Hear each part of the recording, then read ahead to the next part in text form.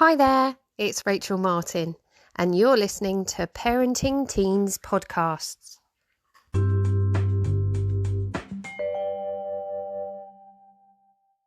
Welcome to another podcast, a Parenting Teens podcast.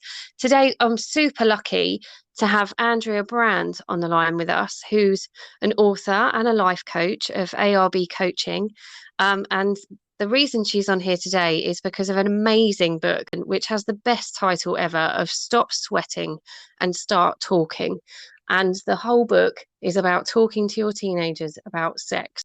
I guess to start with, do you want to give a bit of an intro and kind of tell everybody about what made you write this book? Hi, Rachel. Thank you so much for having me. And yes, I would love to launch with that because this is something that is so important and big around here. As you can probably tell by my accent, I'm in the United States. And there is two main things that drove me to this book. Number one is that the public school system here in the United States does not treat sex ed with as much oomph, if you will, that I would like, or a lot of people would like. And by that, I mean, it is so varied. It really depends on where somebody lives. There's no national requirements. There are some guidelines that are left to each state. So you could have two school districts living next to each other where one person or this one group of students is getting full comprehensive sex ed, and then Yeah. their neighbors get literally nothing or abstinence only education. There's a lot of things with that. The second thing is that a long time ago, I have kids now who are 18 and 21, and a lot of Yeah. my friends are the parents of my kids' friends. And so hosting a dinner party many years ago when a group of these kids were about 12 years old, I'm standing around with a group of it happened to be with the moms, and we all have 12-year-olds at that time. And I asked, how are they doing talking with their kids about sex? And they just, barely could keep eye contact. They're like, oh, no, not that.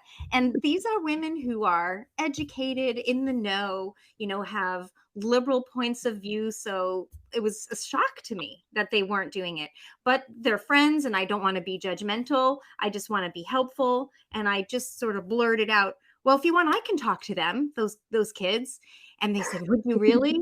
And thus I ended up hosting, it happened to be, they all have daughters, girls group. I ended up hosting a girls group that was supposed to last a few weeks, and hence it lasted 5 years. So Wow.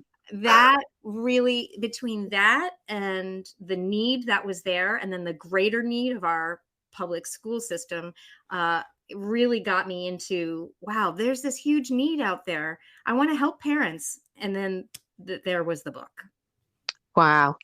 I mean, yeah, awesome. I don't think the UK system's any better. And I wish I'd been your friend, because I'm sure they were most grateful when you said, I'll do it. I think they must have thought, excellent. We'll Yeah. just recreate that everywhere. Brilliant. So I guess to get into the gritty of it, the parents who will be listening to this will be interested in the content of your book and what that kind of all means. So what, in your experience, do you think is the biggest things that stop parents from having these discussions? Great question. I would say there's a couple of things that really climb to the top of that list. One Yeah. is fear, right? It's really fear based. And the fear could be for a couple of different reasons. One is fear of, how do I break into this conversation? Yeah. Fear could be from having no good template from one's own upbringing. Because, for example, most of my friends, including myself, grew up not having had these hefty talks with our own parents because that wasn't done then. So Mm. we don't have really any structure or guidelines by which to follow. So we're just kind of going along with what we grew up with, even though inside we know really times are different and we should be saying something, but we don't have a model to follow. Yeah. Um, Another concern that's very common is that if we start talking about it, there's a concern that that will then create initiation of behaviors amongst our kids, which really isn't the case at all. That's Yeah. definitely a myth that people have. That's been proven in a lot of studies, actually, about talking about and educating kids on sex is highly valuable in giving them the power, the knowledge, and so forth to be able to make intentional, deliberate decisions based on information they have, as opposed to falling into behaviors because of information they don't have. So you can see that is a huge Yeah. one. And I think you're right. Wouldn't it be great if you could talk to your teenagers and that would definitely instill them to do something? I mean, bringing up a teenager would be so much easier, wouldn't it? You just talk about safe experiences and all things like that. So now you say, yeah, completely logical. So, in your eyes, why would you say it's so important that we are having this conversation? So there's a million and one things we're trying to do with teenagers. Why should this one be high up parents' lists? Yeah. Oh, goodness. So many great reasons. Okay. Let me start with this. No matter how much information, good information is out there that kids are getting from sources outside of parents, and Yeah, I just want to say, often the information they're getting is less accurate and less than savory, depending on where they're getting it. But let's just say, mm, even if they are getting accurate information, yeah, what's missing is the parents' values. So as a parent, you get to input what things are important to you while you're giving them good, solid, accurate information, right? So yeah, your value system can be then imposed with the information that is being given to your kids. I yeah. always say that's building have great wonderful relationships. We always are trying to give our kids good value system, and this is just another area where we can do that. Whether they squirm at the conversation of sex or not, they are going to listen, let's be honest. So that's a huge win-win to be able to, like you say, have a slight influence on it because we feel as though as parents you lose that opportunity the older they get. So yeah, magic. It's like a Another sort I of will double say win. another one to build on that, kids actually want to hear this stuff from their parents, believe it or not. Now, I know we often get feedback from kids when we have conversations with them that they don't want to hear it, or they don't want to hear it from you, or now's not a good time. There Yeah. might be eye rolling, there might be heavy sighs, like, oh no. Like, this is so common.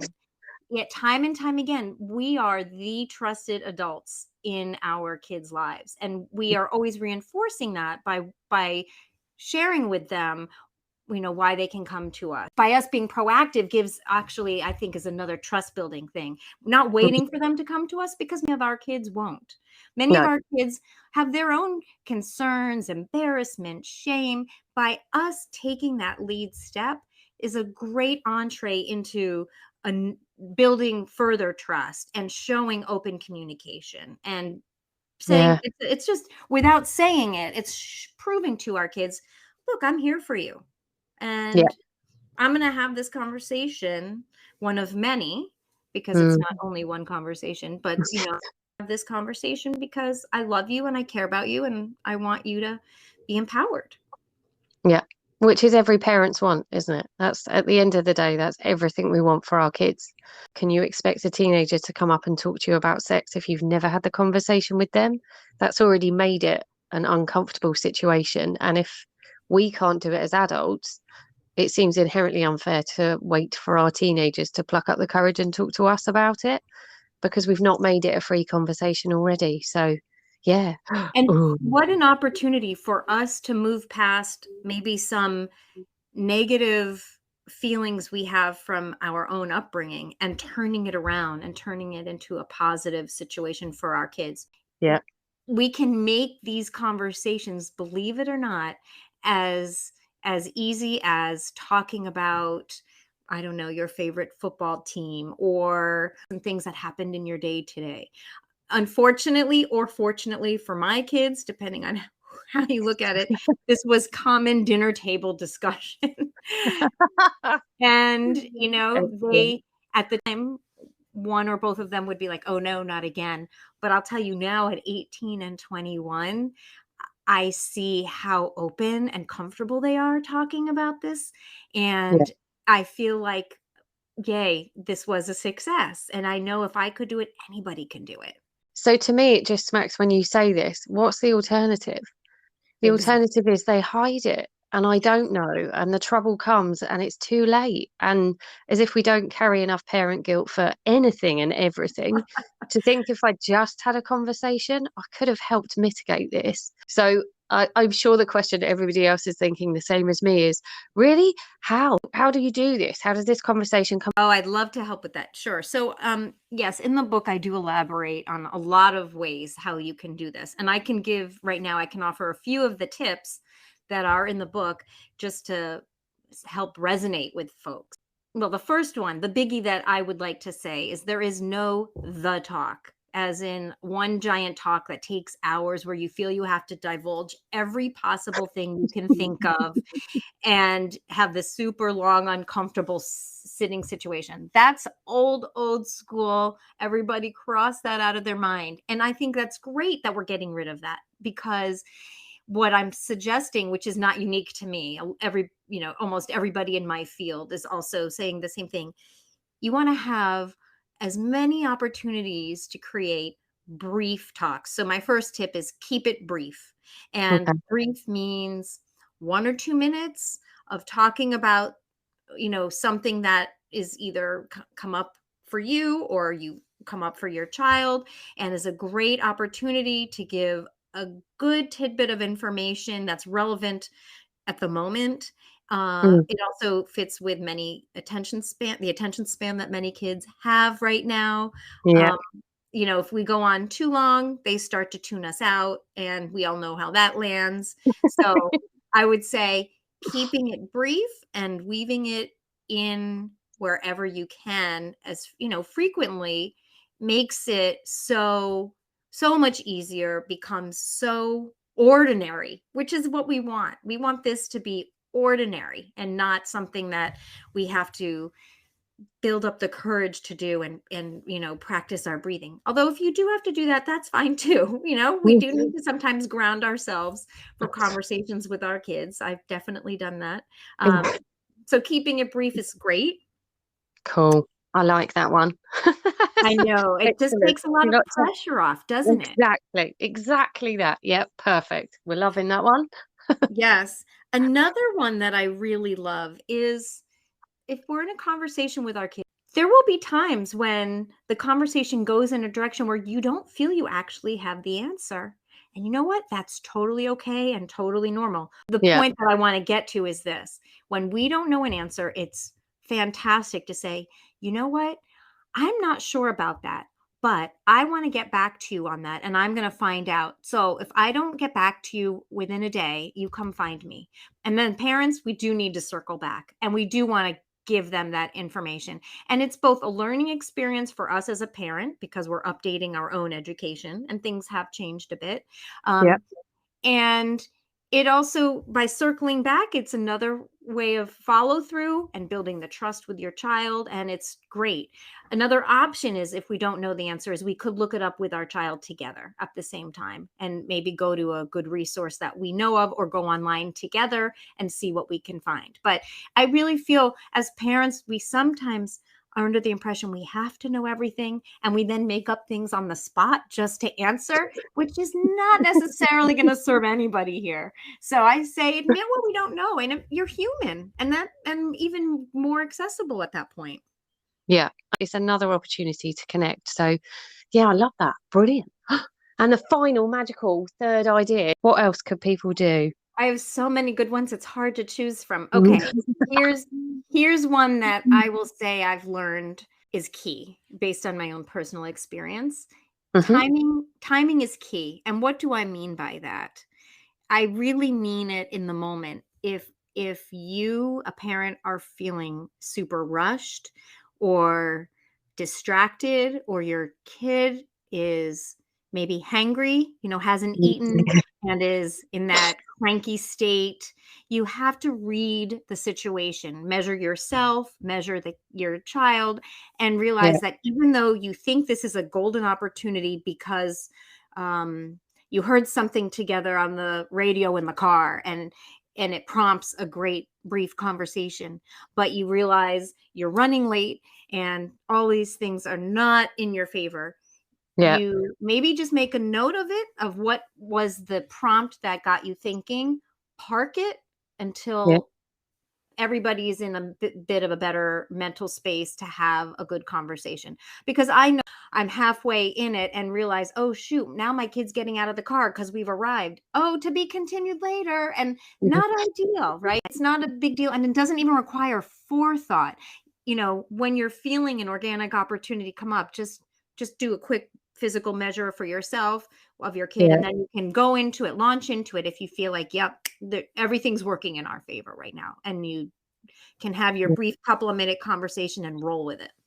Yeah, no, absolutely. And I'd like to think most people kind of probably might do the check over to their kid. I'm not so sure if we would ourselves. And it takes 5 seconds to say, "Do you remember the other day in the car when that Yes. came on?" And yeah, no, and Yes, it Rachel, seems you so totally simple. got this. See, that's perfect. That's exactly right. One of the things I describe in my book is something that I call pause, ponder, proceed.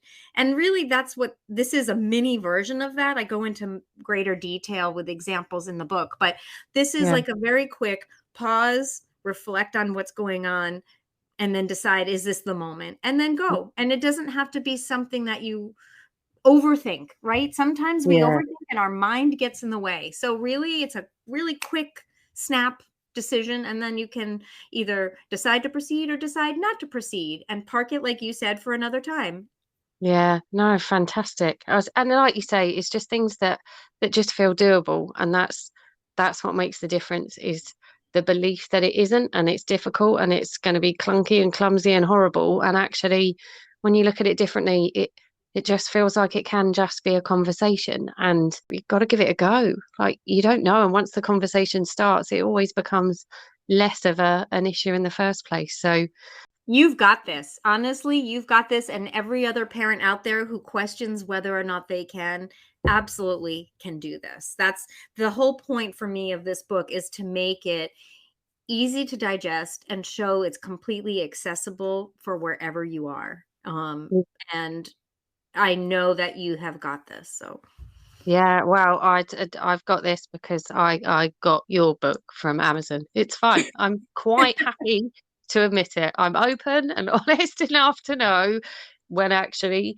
a little additional support is really helpful. So, as I mentioned, for anyone who's listening, Andrew's book is available on Amazon.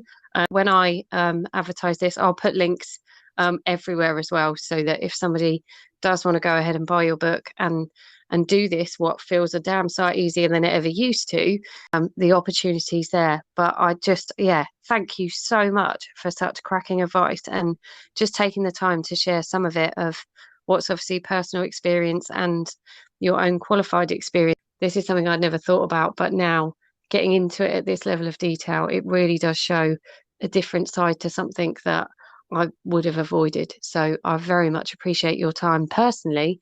And I know there's lots of listeners who will be listening to this thinking, well, I hadn't even really thought about that one. So yeah, we'll get to that because it's doable. So thank you ever so much for your time. I very much appreciate it.